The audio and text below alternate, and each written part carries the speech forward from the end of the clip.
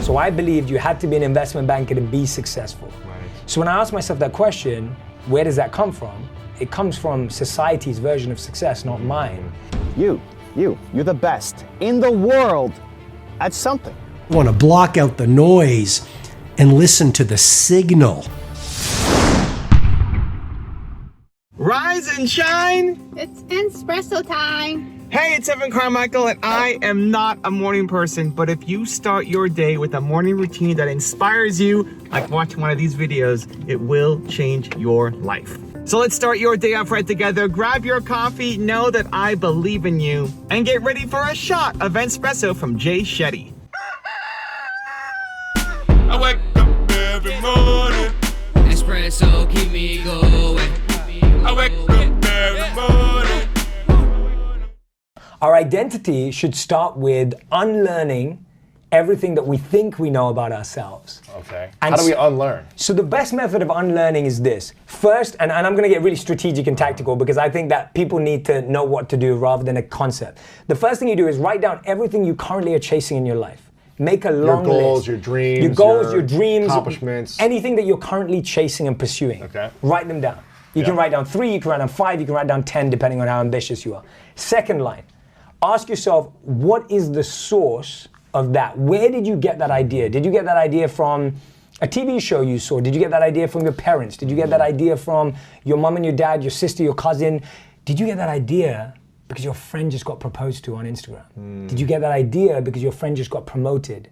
Did you get that idea because you just broke up? Right. Or did you get that idea because you just feel it when you do it, that you feel alive? So Ask give yourself me a that. specific example that you had when you were 15, 18, was like a goal or accomplishment that you were chasing and where it came from. Absolutely. So my goal when I was young was to be an investment banker. And when I really asked myself, where did that come from? It came because in my community, small community in London, the most successful person financially was an investment banker. So I believed you had to be an investment banker to be successful. Right. So when I asked myself that question, where does that come from? It comes from society's version of success, not mine. And then the third thing you ask yourself is, well, then what is mine? What is coming from inside of me? And if you just do that 3-step process, now what you're doing is you're filtering out the noise and you're starting to listen to your voice. The thing is, you've got a voice inside of you, but it's quiet. It's like Jay, like take note of me, like Lewis, you know, and it's just like trying to get through, and the noise of everyone else's opinions is so loud. So this way you filter it. You have Michael Jordan level genius at something. You're the best in the world at something. And chances are it's not what you went to school for, and it's not what your parents did or what your parents are telling you to do. Your parents are probably amazing people, probably do love you, probably. They just have a different version of success than you. The world that they grew up in is not the same as yours. Think about how old you are, and then think about how old your parents are. How old are you right now? Your parents at your age, when they were your age, it was just a different world. So as far as I'm concerned, they're pilgrims. You know, your parents are pilgrims. They're from a different era, a different generation. Same thing for your grandparents, same thing for the people in your community. Like, most people are living a life that you do not want to live. Most people are not walking around. How many people in your life walk around thinking that they could be the greatest in the world at something? Not many people. You are probably the most ambitious person that you know. You are probably the person who is building up other people, telling them that they're amazing, being the encourager, being the optimist, being the person who pushes people forward, but nobody's doing that for you, or at least not enough, which is why I made these channels, to try to be that for you and other ambitious people who are trying to make an impact, because that's how I learned best. I'm around Jay Shetty and Simon Sinek and Warren Buffett and Elon Musk and Oprah Winfrey constantly. I know some of them personally now, like Jay, but if I don't know them or they've passed, through their voice, through their videos, their message is in me every day, and that inspires me to want to live a bigger life. You could be the greatest in the world at something. The problem is, one, you don't believe it. Or you don't believe it consistently. You have moments where you believe it, but you don't believe it consistently. Did you wake up today and feel like, I could be the greatest in the world at this? I could be the greatest in the world at this, the greatest. I got Michael Jordan level genius at this. How often do you feel that way? 2% of the time, that's the problem. That's what we need to shift. That's what you need to shift. That's what I'm trying to help make you shift, but you need to shift. This is the shift in the thinking. It starts with the belief. You might have all the skills, all the heart. I've met so many amazing people with a giant heart. You want to serve, you want to help, you want to do good. You know you can. Your story is meaningful. Your story can touch people's lives. You've seen it help people, even if it's only on a small scale. And yet you feel like, I can't do it. That you can't do it. That you're not good enough. That all these people are so great and it can't be you. And you just don't believe that you could be the greatest. You're not the greatest yet, not even close, but you could be. And it's that belief that then gives you the push to actually go off and do. Because how do you actually get the skill set? By doing, by practicing, by doing the reps. You want to be great at YouTube, you got to make lots of videos. You want to be great at building a car, you got to make lots of cars, right? You have to put in the reps at anything to be great at it. But if you don't have the belief that you could be great, you don't put in the reps, you don't even show up. So that's step number one. Is the belief that it's possible. And then step number two is taking the action. Step number two is scheduling it in. So what I'm a big believer is, I love the idea of being motivated, being inspired. It's why I make these videos. But the inspiration alone isn't enough, right? Watching this video alone isn't enough. It's why I always ask the question of the day at the end. I always try to push people. I want to see you take action of some kind in your life, because this is a great little motivational boost. And so can other videos or events or seminars or podcasts or books. There's great motivational boosts that happen in your life. And that's a good feel-good moment. And listen, that's a lot better than the alternative of waking up and hating your life every day, which is what most people do, right? Most people wake up and drive to a job that they hate. They don't like their life. They already give up on their dreams. They feel like nothing is possible. That's most people, unfortunately, right? That's the problem I'm trying to solve for the world.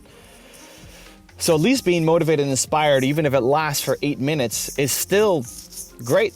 It's still better than the alternative. The key, though, if you really want to make a change in your life, you really want to start living up to your Michael Jordan level genius potential, the key is to use that 8-minute window, or 7 minutes, or 15 minutes, or half an hour, however long you're inspired for. You watch a video, it has a half-life, right? It wears off. As soon as the video is done, you might be super inspired right now, and then it falls off, right? You just fall back in your life and it slowly wears off. So in that period of time before it wears off, let's call it 8 minutes. What do you do? What do you do in those 8 minutes? What do you do immediately after watching this video? That's why I always say, what was your biggest lesson and what is your plan of action after watching this video?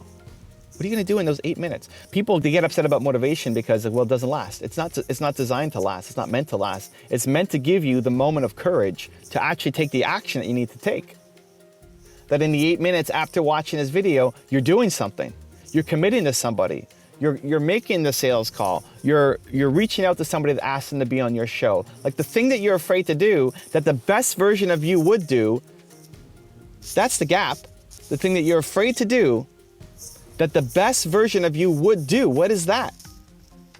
And then using the motivation as the liquid courage to go off and do it. To take the action. So that at the end of the day, you're proud of yourself. Like, think about yesterday. What would you have loved to do yesterday? Like, you wish you did this. You wish you had the courage to do X. Like, if you had unlimited courage, what would you do?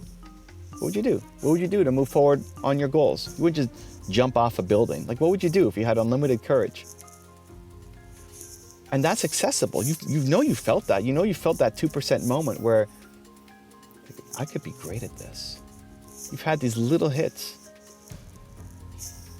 So step one is to figure out, how do I get those little hits more consistently? Maybe it's watching my channel. Maybe it's watching another channel. Maybe it's, again, podcast, book, something, but it has to be consistent. The motivation has to be consistent. Just like brushing your teeth is consistent, just like making your bed should be consistent, just like, doing your hair. It should be consistent, right? You are where you consistently do. Getting motivated once a month isn't going to do anything for you. It has to be consistent. And then in that window, while you are motivated, while you are your best self, while you are feeling bold and courageous, and you're realizing that you could be a Michael Jordan at something, what are you going to do? What's your action? And depending on your goals, it's a different action. That's where it gets customized. But I've never seen somebody Get inspired. Start to feel amazing. Start to wear the skin of their best self. Make a choice and have that choice not be the best thing for them. Your head will then talk you down for why you can't do it, that you don't have the money, the resources, the connections, the looks, you're in the wrong country, you have the wrong family, you have the wrong education, the wrong XYZ. That's your head taking over. That's not the best version of you. That's the scared, living in fear, scarcity mindset version of you. And you have to fight for the growth version of you. You have to fight to get the motivation back. You have to fight for the Michael Jordan level genius that is inside you, because you have a gift for the world, because your message means something, because what's inside of you can serve people, and because this life that you're living right now is not the final version. You're capable of so much more, and you know it. You feel it. You know that it's possible. It's choosing to tap into it every day and then create some kind of action every day. Because if you did that every single day, you started your day with the thing, just try it for a week. Start your day with the thing that makes you feel bold, powerful, confident, alive. Where you can go from being dead tired, you're just waking up, super groggy, hello world, and you're gonna do the thing that gets you feeling bold, powerful, confident, alive, belief in your Michael Jordan level genius. And then you do something. Just try that for a week. See how much it changes how you feel, how you're doing, your energy levels, your motivation levels, your just perspective on life. Suddenly things become a lot sunnier, you know? Things become a lot more positive, optimistic, everything. Now fast forward to doing that every day for a year.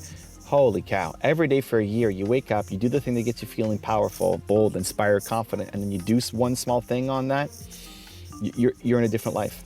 It's just a different life. You will not recognize the person who you are today. The 1 year from you version will not recognize who you are today. Just those two simple things. Do the thing that gets you feeling powerful, motivated, inspired, and confident, and then take some kind of action on it. Get at it. Now I've got a special bonus clip that I think you're gonna enjoy. But before that, it's time for the question of the day. I wanna know, what was your single biggest takeaway from this video and your plan of action for the next week? When you just watch a video and you get motivated, the science says you have a 35% chance of following through. But when you get motivated and create a plan of action, you bump it from 35% to 91% chance of following through. And when you share it with other people, like in this community in the comments below, it jumps to 95%. I want you to follow through. So question of the day, what was your single biggest takeaway from this video, and what is your plan of action for the next week? Let me know. Put it down in the comments below so I can celebrate you. Hey everyone, I have been reading a bit from my friend's book, Evan Carmichael, Built to Serve, and I wanted to share this with you.